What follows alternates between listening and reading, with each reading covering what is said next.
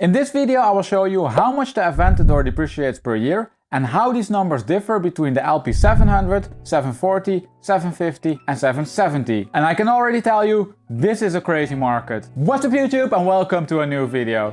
So last week we covered the Ferrari F12 and this week we stay in the upper market segment as we will have a look at the Aventador. And probably that also means that I should cover something more affordable next week. Now, the Aventador market, even though that it is a hugely expensive car, I received many requests for it. And among those were the requests of Nicolas and Jim. And that of course also means that you can request an analysis.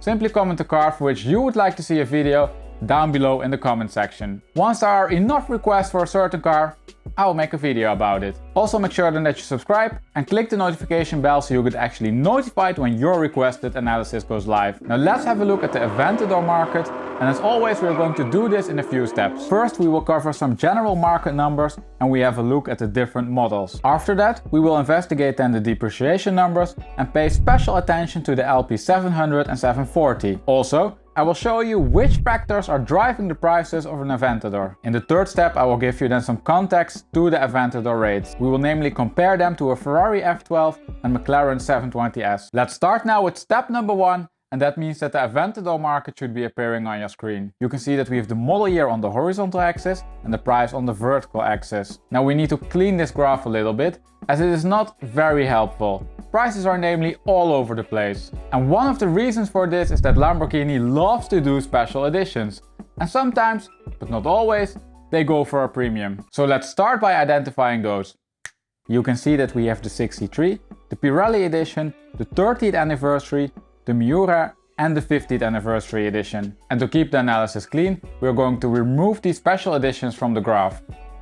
Now we are almost there. We only need to do one more step to clean up this graph. There are namely many different Aventador models, so we also need to identify those.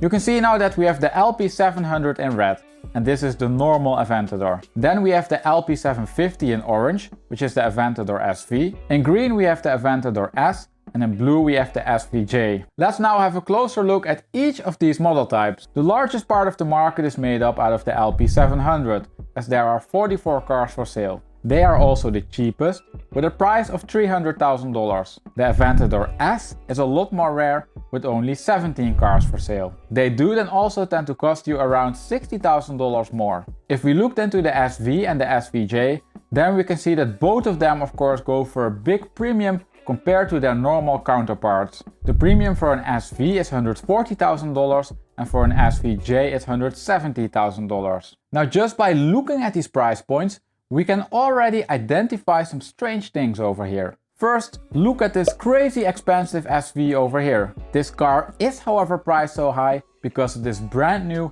and only has done around 100 miles. Second, we can see that some SVs are mingling with the prices of a normal Aventador. And this seems to be the case because those Aventadors are priced so high. They are even more expensive than the Aventador S's from model year 2017. And we will figure out later in the video what exactly is going on here. Let's first draw now some depreciation curves in the graph and have a look at the numbers. Now I will already warn you, we need to dig quite deep into the market and the numbers here, so please stay with me. And we start by commenting on the difficult cases. Now before we continue, and you probably know what I'm going to say, please remember to support the channel by smashing that like button. The depreciation per year graph should be appearing now on your screen, and you can see that we have now different lines in the graph which represent the depreciation curves. For the SVJ, we can forget about the depreciation curve. We namely only have one observation in model year 2020. Nevertheless, it seems to be that they are slightly under list. Now for the SV, we also have two little observations to say something reliable about the depreciation,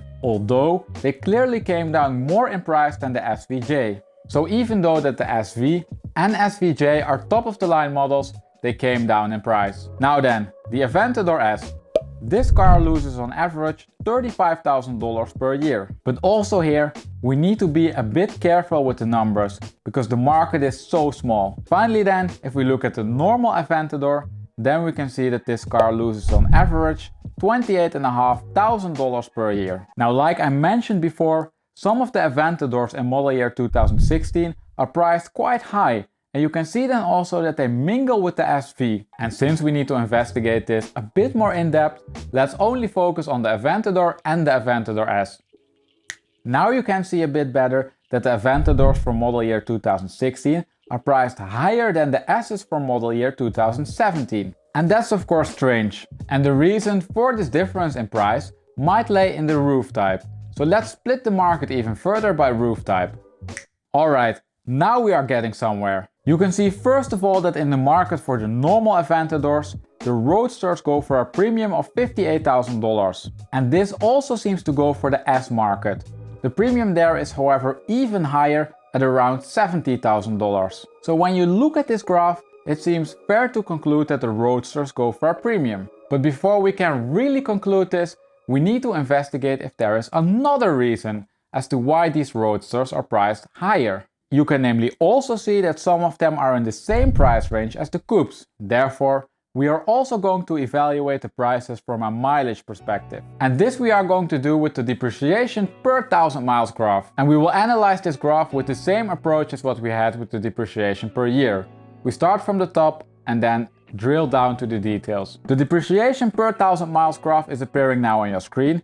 And you can see that instead of model year, we have the mileage on the horizontal axis. You can also see that the market is again split by model type and that all the special editions are removed. Now let's look at the different models and we start with the SVJ at the top. Unsurprisingly, this car is the most sensitive to mileage and loses on average $17,000 per 1000 miles. For the SV in orange, things are slightly better. That car namely loses $9,900 per 1000 miles. Oh, and by the way, you can also see now very good why this one SV is priced so high. It is namely the car with the lowest mileage. Now at the bottom of this graph you will find the Aventador and the Aventador S. These lose respectively $5.4 and $4.1 thousand per 1000 miles driven. Now earlier in the video we saw that roof type might be an important driver for the prices of these cars. So let's again focus only on the Aventador and the Aventador S and split the market by roof type. Alright, we can see now a few things. First, you can see that the S roadsters in blue have a really large uncertainty band. The line is then also going up, and that of course doesn't make any sense. I however left it in there so you can see the price differences. If we namely look only at the S models, so the green and the blue dots, then you can see that it indeed seems to be so that the roadsters go for a premium. And if you look at the normal Aventador market, so the orange and the red dots, then this conclusion seems to be confirmed. After all, for a similar mileage, the orange dots, so the roadsters, tend to lay above the red dots, the coupes. But we run a little bit in the same problem as what we had with the depreciation per year. It might be so that for a similar mileage, there are cars from a different model year. So to answer the question if the roadsters indeed go for a premium, we need to consider the model year, the mileage, and the roof type all at the same time. And that we can do with a 3D plot, and such a plot should be appearing now on your screen. You can see that you're looking at the market for the Aventador and the Aventador S, and that we have the model year, the price and the mileage. The roof type and the models are indicated by the colors. In dark green we have the Aventador coupes, and in the slightly lighter green we have the roadsters. In the lightest color we have the S coupes, and the white bubbles represent the S roadsters. Now it's a bit hard to see from the graph, but for model year 2015, the roadsters and the coupes have more or less the same mileage, as both have around 8,000 miles. The roadsters, however, still go for a premium of around $11.8 thousand. If we look then at the model years where this mileage difference is larger, such as 2016 and 18, then we can see that the roadsters premium increases further to $50,000. So indeed, it seems to be the case that when a car has the same model year and mileage, the roadsters go for a premium. This premium though is not only caused by the fact that it is a roadster. Roadsters namely also tend to have a lower mileage, and this in turn is driving up the premiums. Now in the background I ran some analysis on this, and it turns out that around 55% of the price is set by the model year, 25% is set by the mileage, and 20% by the roof type. One other factor which of course plays a role here is the spec level. The data quality on that is however too poor to take into account here. Alright, that was quite some analysis. Now, if you are still with me here, then you probably want to know if these rates are actually high or low. And a good way to evaluate this is to compare it to some cars which are similar to the Aventador. But that in turn leaves us with only a few cars. After all, what on earth is similar to an Aventador? Well, in terms of engine, a V12 Ferrari F12 might come close. And in terms of the layout of the car, a 720S might do. So let's see how the Aventador compares to those cars. That comparison is now popping up on your screen, and you can see immediately that the depreciation curve of the Ferrari seems almost flat compared to the one of the Aventadors. With a rate of $11,400 per year, it is then also a lot lower than the roughly $30,000 of the Aventador. If you, by the way, want to see the full analysis on the F12 market, then I recommend that you click on the pop-up banner over here. Now if we look to the 720S, then we can see that the depreciation rate is more in line with the Aventador at a rate of $27,000. However, it is important to note that the 720S market includes still many new cars. This is then also the reason that the initial drop which you can see in the 720S market is much larger than the one in the F12 and Aventador market. And if you want to know more about this drop